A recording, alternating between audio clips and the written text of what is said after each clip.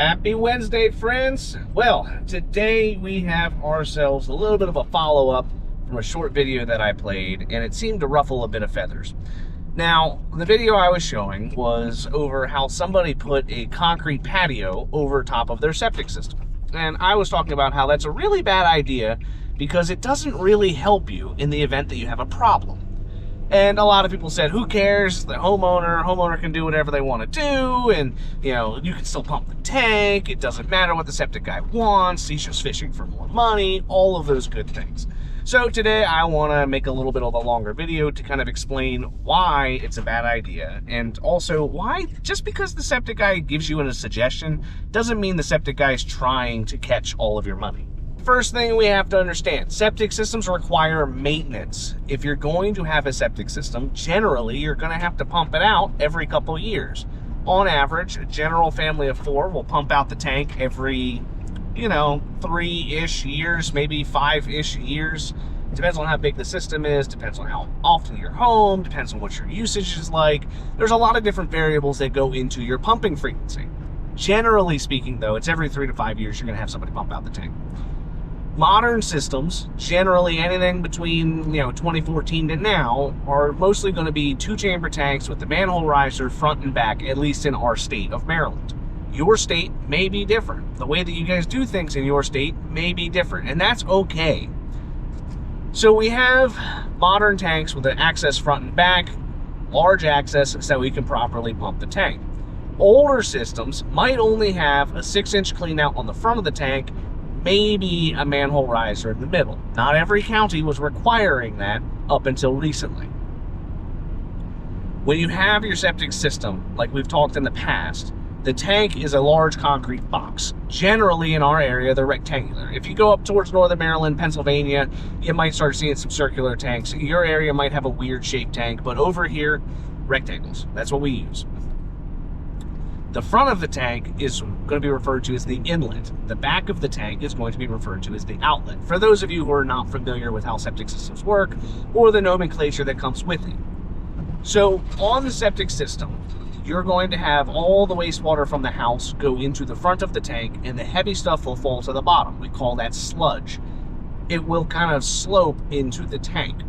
On the older systems, you would have the 6-inch clean out over the front of the system, and that's what you would use to suck all the sludge out of the tank. The problem with you having only that clean out to pump the sludge out is that you may not do that great of a job getting all of the debris out of the system. Again, they're large rectangular boxes. Generally, they're 5 foot by 10 foot. Sometimes they're 8 foot by 4 foot. If you get a really big tank, it might be 12 by 6. So you got a 10-foot run, 2.5 feet left and right of where the pipe's at. The clean out is going to be dead center over the front of the tank. Most pumpers' hoses are going to be a more rigid, flexible type of pipe. So yes, they will have some ability to maneuver the pipe around to actually suck all the stuff out of the system, but they will not really have a whole lot of control to be able to get all of the corners of the tank. So if you have a 6-inch clean out, and we'll say that they're using a 3-inch hose, maybe 4 inches, maybe 2 inches, who knows what they're using, but we'll just say 3 inches just for easier math. So you got a 6-inch pipe as your clean out. You have the 3-inch pipe being used as your suction hose.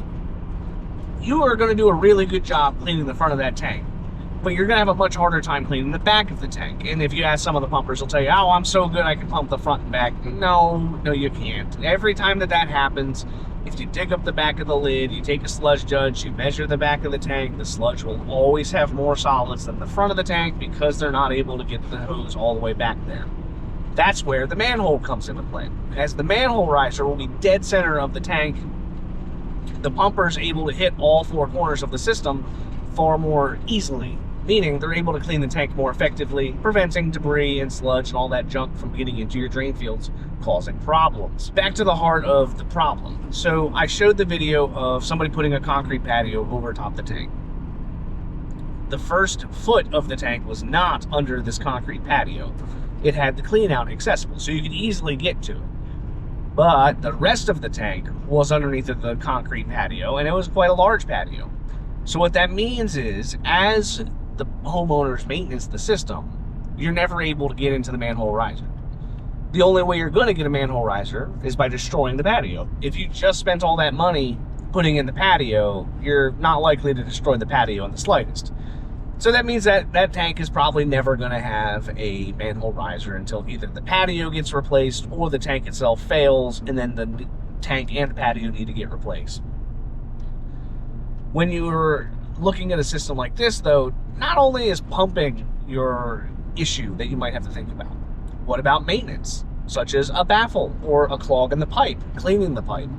If you don't have good access to the back of the tank, now if the outlet side baffle falls off, you're screwed. The only way you're getting to it is by destroying that patio, and you're right back where you started.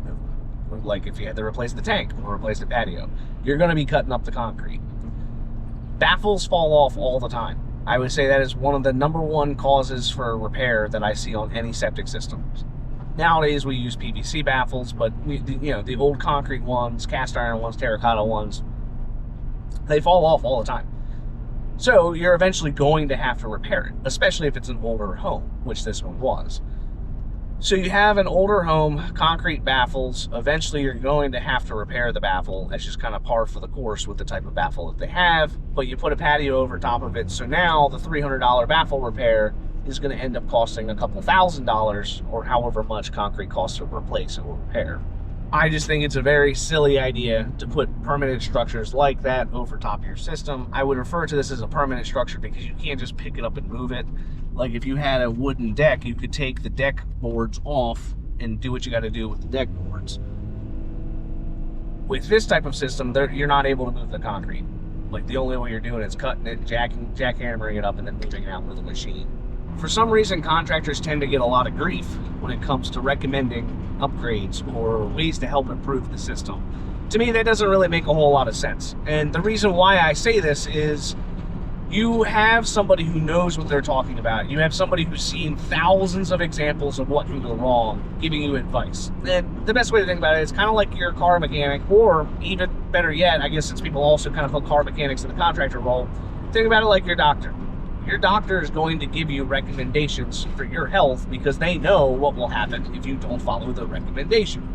So when the septic guy tells you, hey, it's a really bad idea to do this, or you should consider doing this, it's probably because there's a good reason for it. Now, there's obviously some people out there that are probably just trying to fish for extra money. I get it. The same can be said for doctors. They might be ordering a bunch of tests just to get extra money. I get it. It happens.